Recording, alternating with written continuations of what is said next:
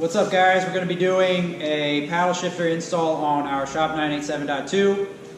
So far I've got the trunk or the frunk open and we've disconnected the battery to ensure that there's no electricity to the airbag because we do have to remove the airbag. Make sure that you let everything sit for a little bit to make sure that all electricity out of the car has basically diminished and all the capacitors are drained. Alright, so the next part of the install, we're in the car and basically we have to push up through the bottom on that metal bar to then push up, and then the airbag comes out, and it's really easy to see here, but it's really hard to see in the car obviously because there's an airbag in the way. So let's do that real quick.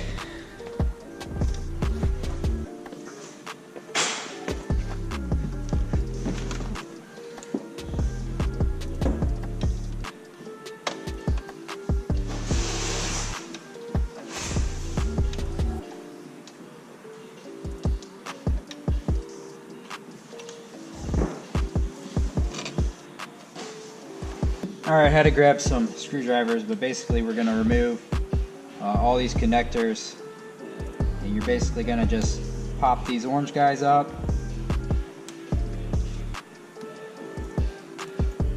disconnect, and then disconnect this.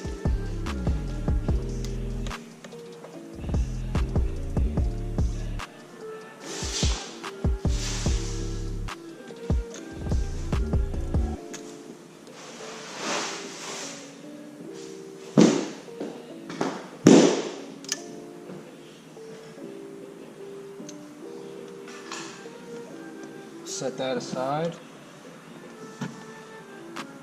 And in here we have another connector, so we're going to remove that connector. Alright, this connector is now loose. And then we're going to remove that bolt. Let me go figure out which triple square that is. But once we get that, we can mark the wheel so that we can ensure that it goes back on. The new wheel goes back on the exact same way. And basically install in reverse order. Pretty easy overall.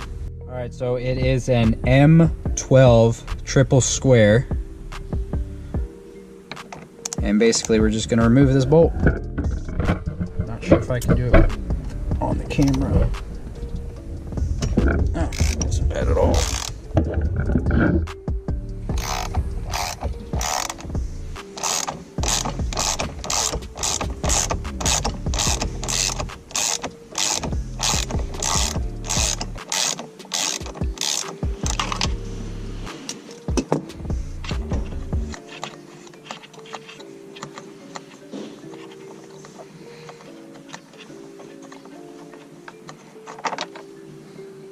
Alright, I'm unsure if you guys can see it in the video, but there is a little dash in the steering wheel right there. And basically I'm going to make a mark on the column where that is so that I can line them up with the new steering wheel. That was just with a Sharpie. Alright, so we've now put on the new steering wheel, and as you can see possibly, the line with the steering wheel, sorry, the perspective throws it off, but the line with the steering wheel lines up with the column.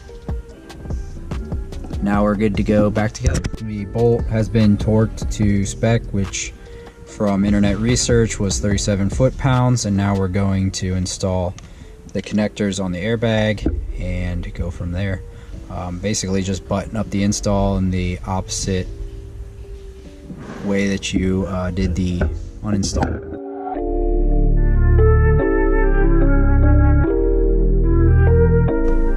When you're going back in with the wires, make sure it goes in the groove in the steering wheel so that you don't pinch any of these wires, to the best of your ability obviously.